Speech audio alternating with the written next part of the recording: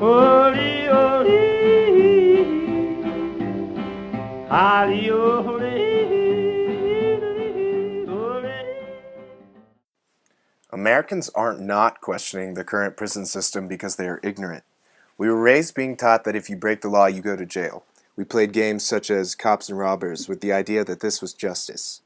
No one is denying that dangerous criminals, such as robbers, should be in jail because they are a threat to public safety. But what about criminals who aren't hurting others? Those that are simply breaking laws? Is that justice? Many would say it is. If you can't do the time, don't do the crime. And they have to pay for the consequences. But the prisoners aren't the only ones paying. Their families and all of society pay too.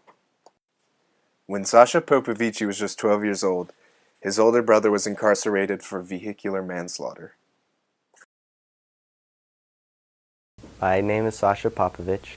My brother is incarcerated in Orange County, Florida, for vehicular manslaughter and was sentenced 10 years.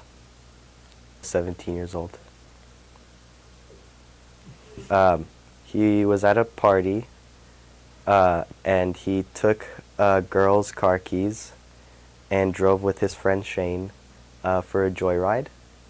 And on that joyride, they were hit by a semi. The car rolled 3 times and then ended up underneath the truck. And when the police came to the scene, my brother was unconscious, as was the other kid, Shane. They took him immediately. They took both of them immediately to the hospital.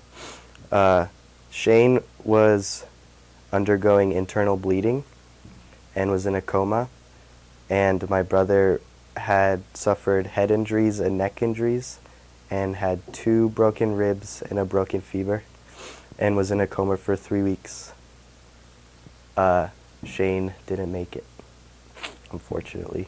Well, we weren't financially stable enough to be handling this kind of things like the law costs and all that stuff.